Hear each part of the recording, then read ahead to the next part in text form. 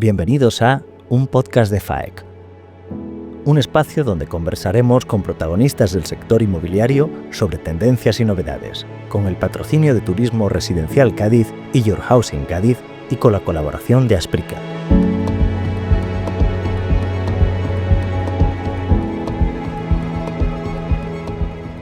Bienvenidos a un nuevo capítulo de un podcast de FAEC en lo que es la tercera temporada ya de esta aventura en la que, como suelo decir, nos embarcamos hace un tiempo para dar fortaleza a un proyecto muy ilusionante de nuestra Asociación de Promotores Inmobiliarios de Cádiz, como es analizar, profundizar y fortalecer el segmento del turismo residencial en nuestra provincia.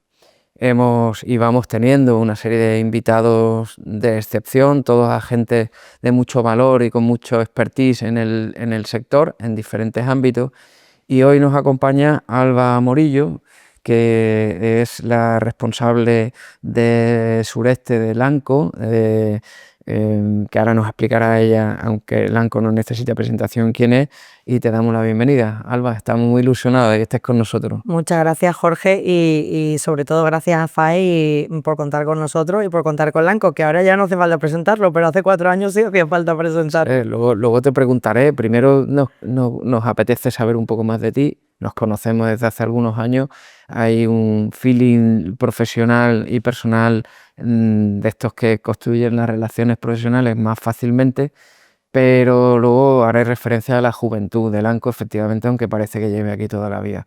Pero antes de eso vamos a conocer a Alba un poquito, tu trayectoria profesional antes de llegar a Lanco, que hace 4 días, como quien dice.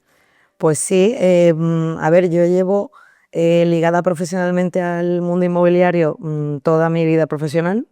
Estudié arquitectura en Sevilla y cuando terminé de estudiar y antes incluso de terminar, empecé a trabajar pues, en un despacho de arquitectura identificando el germen, ¿no?, del negocio inmobiliario, ese diseño pormenorizado de vivienda, de urbanismo y tal. Empecé en Sevilla con GEA y asociados y bueno, al cabo de un tiempo me marché a Málaga, que yo soy malagueña, y empecé a trabajar en HCP Arquitectos, que es otra firma con un volumen de negocio muy relevante.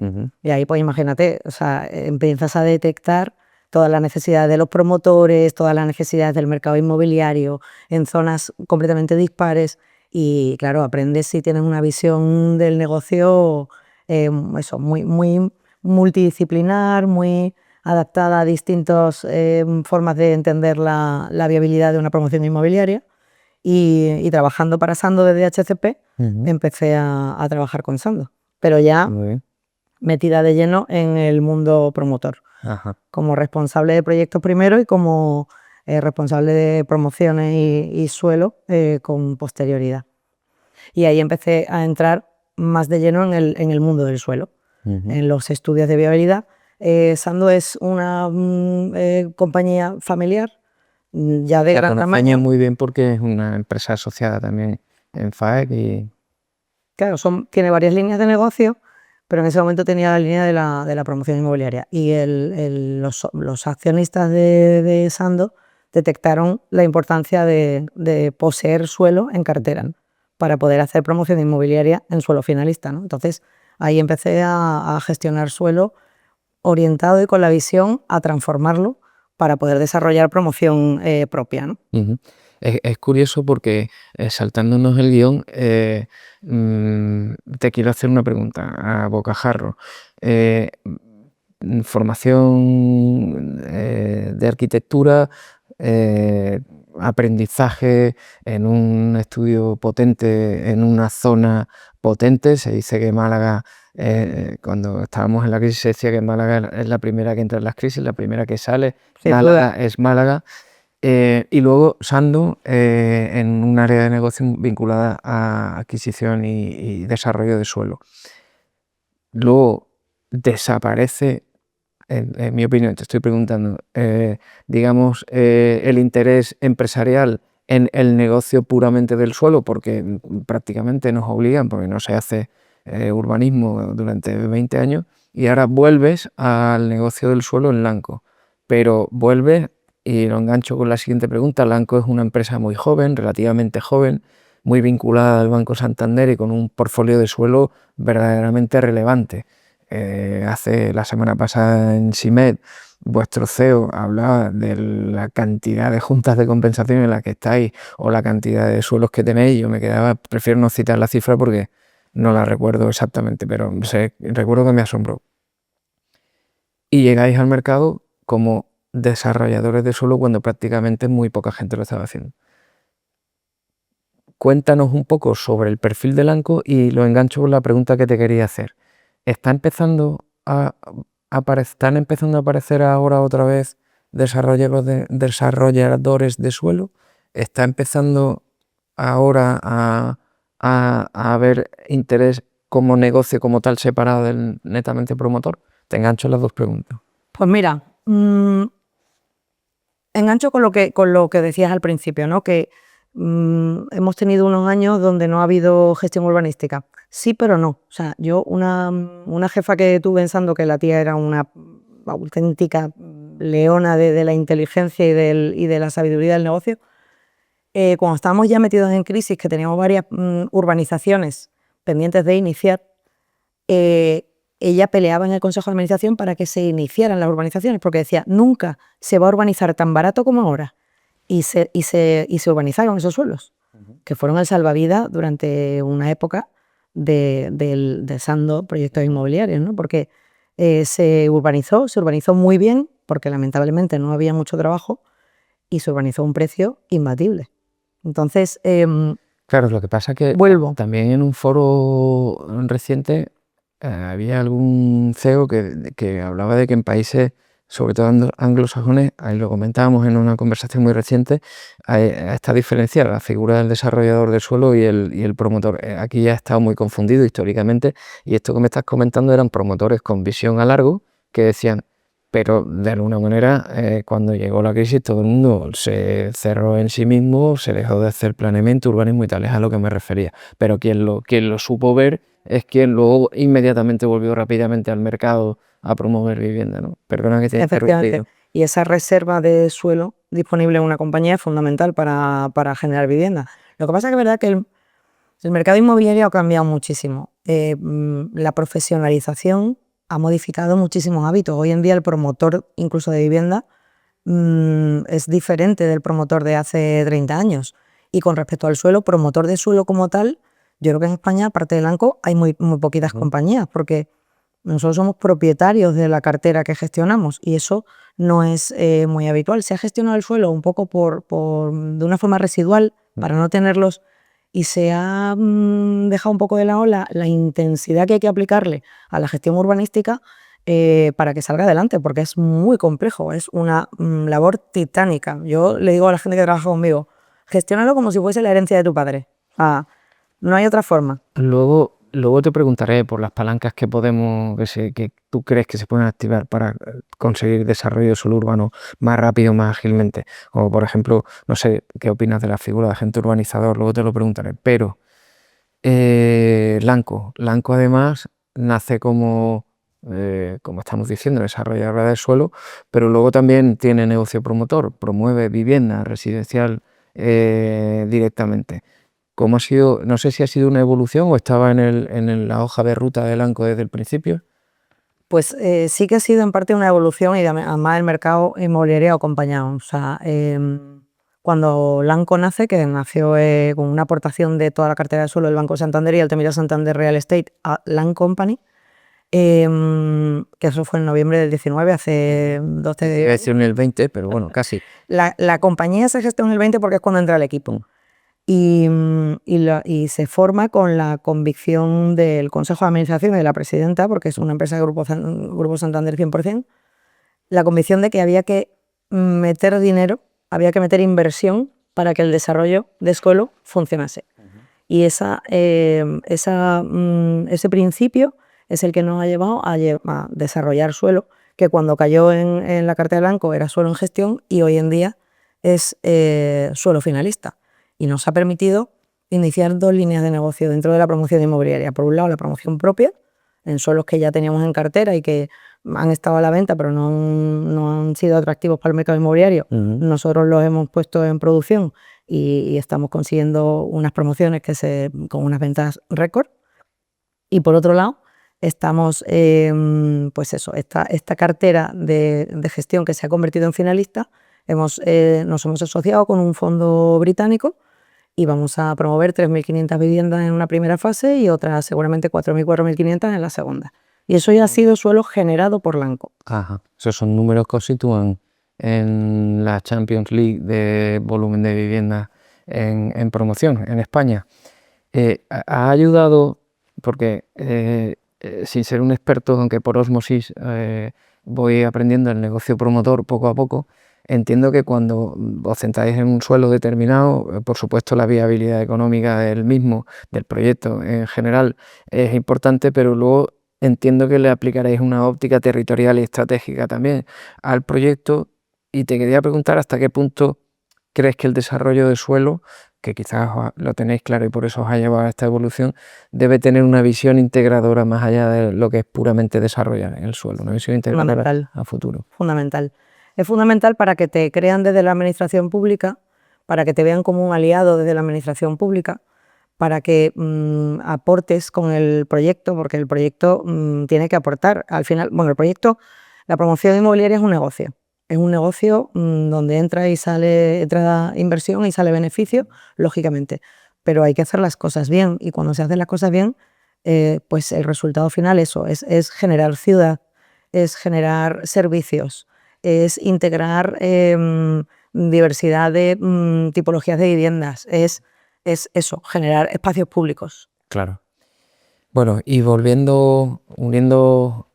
conectando Lanco con Cádiz, ¿qué penetración tenéis en el mercado provincial? ¿Qué proyecto, qué suelo, qué actividad tenéis ahora mismo aquí?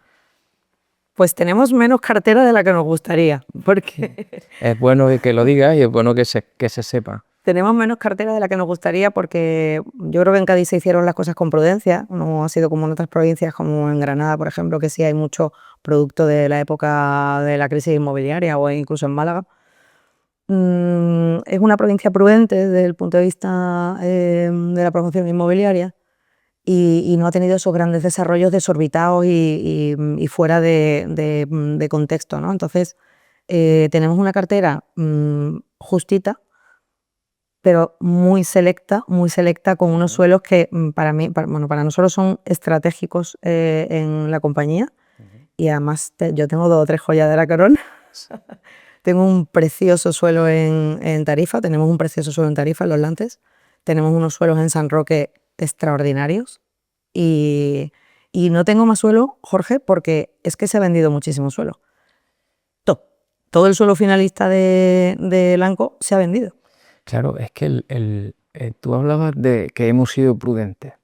Cuando yo hablo con muchos promotores inmobiliarios, hablan de nuestra provincia, y lo digo en una reflexión puramente constructiva, como una provincia en donde a veces es más difícil gestionar este negocio que en otras. Entonces, lo que a veces pudiera parecer prudencia ahora puede estar pasándonos factura porque es que vamos a lo mejor un poco más lento que los demás. Entonces, yo la siguiente pregunta que te iba a hacer era ¿cómo ves de atractiva la provincia de Cádiz para inversores y tal? Pero claro, si no tenemos materia prima o cuesta ponerla en el mercado, a lo mejor eso es una debilidad que tenemos. No sé, ¿cómo ves este tema? En mi opinión, la provincia de Cádiz ha evolucionado maravillosamente bien en los últimos años, y también te tengo que decir que, entre otras cosas, gracias a la Asociación de Promotores y Constructores, porque es verdad que dais una visión de cómo está la provincia, de cómo está el negocio, que tiene una penetración brutal, o sea, llegáis a muchos oídos, ¿no? Pero es verdad que la provincia de Cádiz ha experimentado en los últimos años, en mi opinión, un cambio para mucho mejor. Y es porque se ha consolidado como un destino estratégico, y sobre todo en el turismo residencial, y ha conseguido combatir la estacionalidad. O sea, la estacionalidad en la provincia de Cádiz hace años era un drama y hoy en día prácticamente no existe. Entonces, eso hace que destinos, pues no sé, como el puerto de Santa María, que podía ser un destino de segunda residencia para Nacional de Sevilla y hoy en día no es así. Hoy en día se ha transformado y es un destino internacional de primer nivel o tarifa, ¿no? Claro, pero hablemos de eso, porque, y ya no desde tu posición en Lanco, sino con toda tu trayectoria de experiencia en el sector inmobiliario. Coincido plenamente contigo y de hecho es uno de los mantras de este proyecto de turismo residencial. Este podcast, de hecho, está creado para ser un altavoz de la potencialidad de la provincia de Cádiz como destino de turismo residencial. Y uno de los mantras que tenemos es diferenciarnos de modelos de turismo residencial ya conocidos, sin juzgar, aprendiendo de los aciertos y de los errores. Y una de las idiosincrasias fundamental de esta provincia es el respeto al territorio, evitar la colmatación, etc. Y es cierto que la desestacionalización es también uno de nuestros objetivos. Pero por otro lado, cuando salimos fuera a vender la provincia de Cádiz, la demanda nacional está absolutamente consolidada en la provincia, pero por necesidad de especialización que no la tienen las promotoras inmobiliarias gaditanas, por el diseño desde el principio de un producto quizás no bien adecuado al comprador extranjero. A nosotros nos falta algo, porque el cliente internacional representa un porcentaje muy bajo ahora mismo. Sí. ¿Cuál es tu visión en esto? En la provincia de Cádiz hay una cosa crítica, en mi opinión, que son las Que infraestructuras. sabía que ibas a decir O eso. sea, tú no le puedes pedir a un señor que viene de Suecia y se traslada con toda su familia que se instale en el puerto de Santa María sin que haya colegios internacionales para que los niños puedan estudiar, sin tener un aeropuerto internacional cerca para que pueda viajar a ver a su familia de forma habitual. Que le cueste coger un coche y llegar a Madrid no sé, 4, 5 horas, 10 horas, no sé exactamente cuánto. O sea, me refiero que las infraestructuras son fundamentales para acercar el negocio, la inversión, los clientes, la sanidad, la cultura, y las infraestructuras en Cádiz tienen margen de mejora. Eso cuando Lanco está viendo un suelo, tiene todo, lo tiene en cuenta a la hora de... Sí.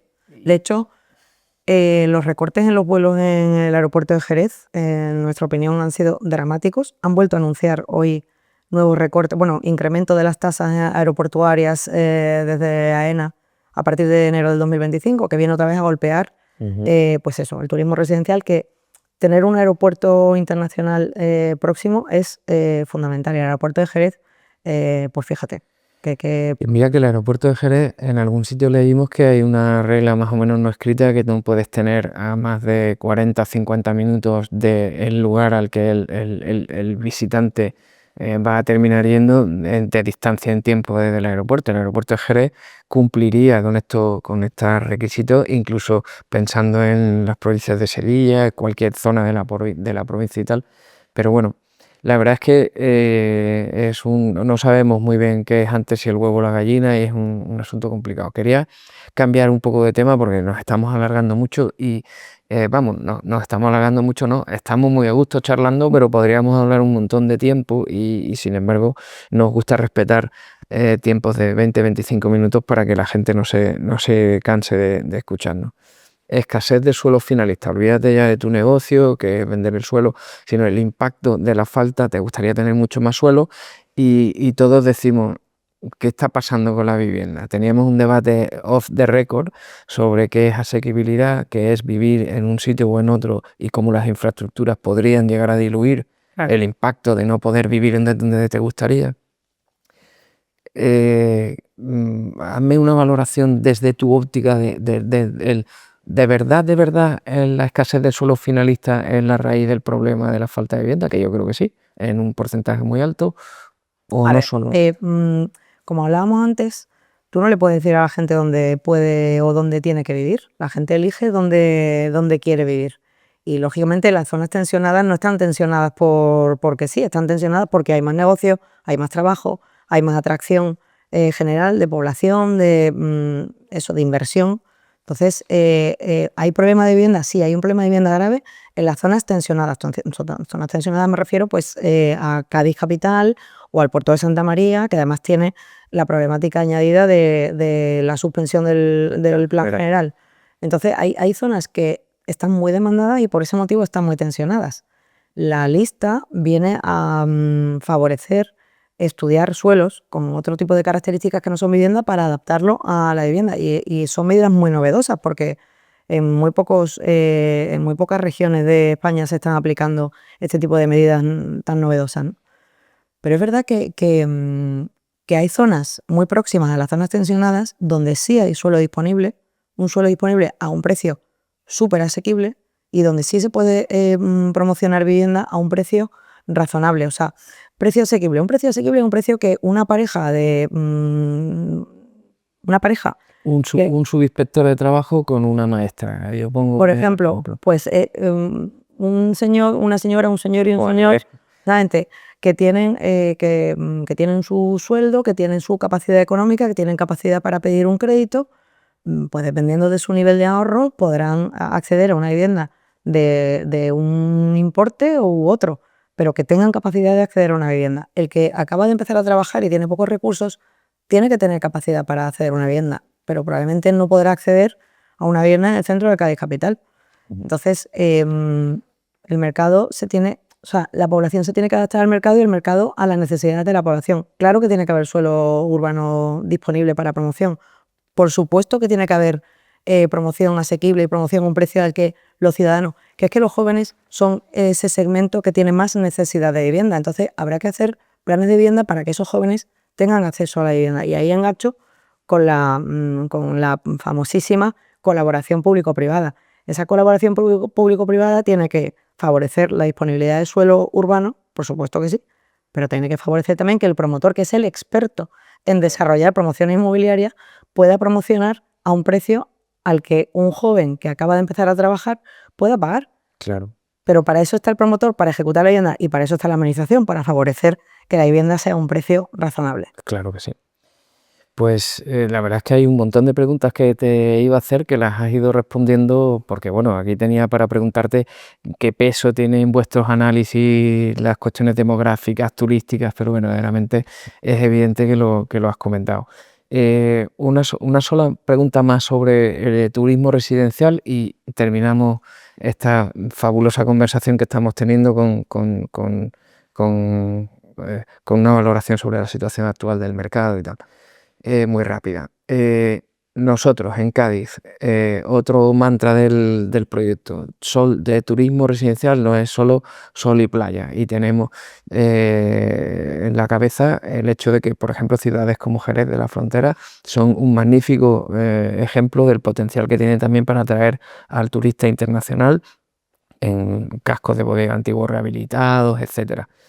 ¿Qué opinas sobre esto? Y a lo mejor, ¿qué interés podría tener una empresa como Blanco en oportunidades un poquito más específicas y con algo más de especialidad en este sentido? Pues mira, totalmente de acuerdo en que el turismo residencial no tiene nada que ver con el turismo de sol y playa. O sea, absolutamente nada que ver. De hecho, muchísimos extranjeros que vienen a residir en España, la cuestión de que exista o no playa es algo que no les aporta un valor extremo, o sea, no es para nada. Lo que sí que tiene Cádiz, tiene toda Andalucía, porque tenemos la suerte de vivir en una comunidad que es magnífica, pero la suerte que tiene Cádiz es que el destino interesante ya existe. O sea, aquí hay un nivel cultural extraordinario, hay un nivel gastronómico irrepetible.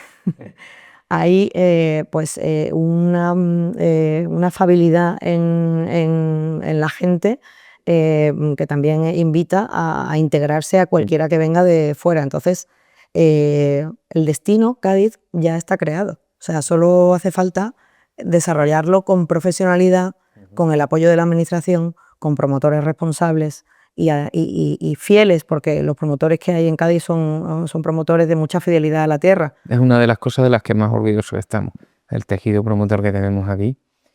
Y tenemos cierta sensación de que nos va tocando motores naturales con inercias de hace muchos años por su posicionamiento, como Sevilla, Málaga, en Andalucía, prácticamente van solos.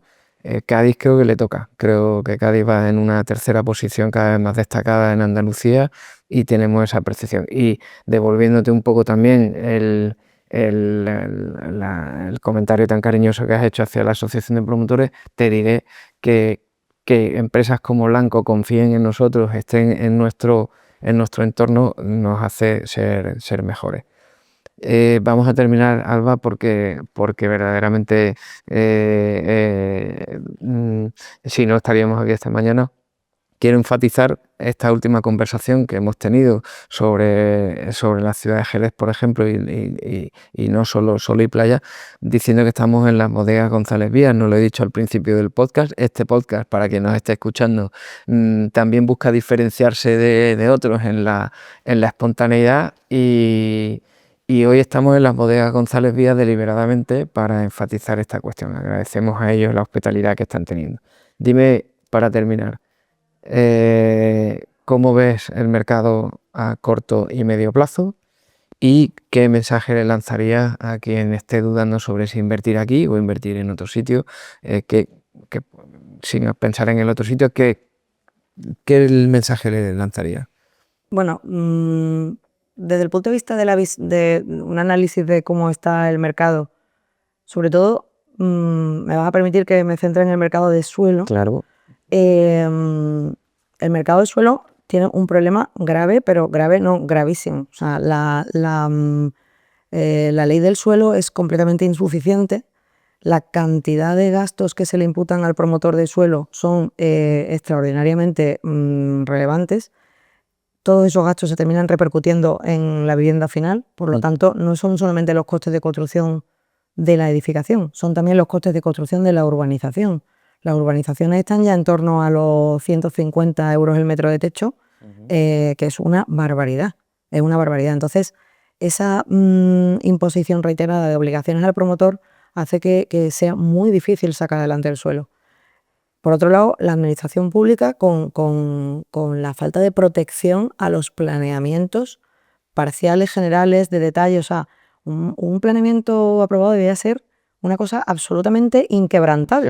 Efectivamente, ya ha tenido su momento de exposición al público, ya ha tenido la aportación del ciudadano, ya se ha tenido en cuenta, pero no puede estar permanentemente en crisis, no puede estar permanentemente... y como hemos demandado y estamos demandando desde el sector constantemente, que si hay algún problema se encapsule al problema concreto y no caiga o se tumbe un plan en euro. Claro, o sea, después de 10 años se empiezan a haber sentencias que aplican solamente al problema tal y no suspenden el planeamiento completo. Pero es que los planeamientos deben ser sagrados. O sea, sin capacidad de que nadie los tumbe, los agreda, porque al final ese es el problema, que el planeamiento urbanístico se dilata tanto en el tiempo que cuando se aprueba definitivamente probablemente ya sea obsoleto. Estamos ahora promocionando suelo urbano que se empezó a tramitar en el año 2020. Sí. Ahora se está edificando el suelo que se empezó a gestar en el 2020, hace 25 años. Entonces, ese retraso en la administración tiene que cambiar porque se vuelve titánico desarrollar un suelo. O sea, muchísimos años, muchísima capacidad económica. Hay que tener un pulmón económico para desarrollar suelo. Últimamente, por los problemas con las compañías suministradoras. Dramático. Cuando saquemos este tema necesitamos otro capítulo de... Claro, pero te digo que la ley del suelo tiene que cambiar para ayudar al promotor a sacar adelante el suelo. O sea, el promotor se ha visto un poco como el enemigo en muchos casos y el promotor es fundamental para desarrollar. A la vista está con el problemón que tenemos en este país, que ya la vivienda es la primera preocupación de los españoles, que el promotor es un agente llamado a ser escuchado y tal. Bueno, Alba, pues... Perdona por contestarte. Que si invirtiríamos en Cádiz y tal, bueno, es que invertiría yo. Claro, muy bien. Pues entonces está todo dicho. Es como cuando uno va al médico y dice, doctor, ¿usted qué haría? ¿Se operaría o no se operaría? Pues ya está. Muy bien, pues muchas gracias, Alba. De verdad, de corazón, ha sido una conversación fantástica. A vosotros. Y a todo el mundo, pues os invito al siguiente capítulo del podcast. Y os agradezco mucho que nos hayáis escuchado. Muchas gracias.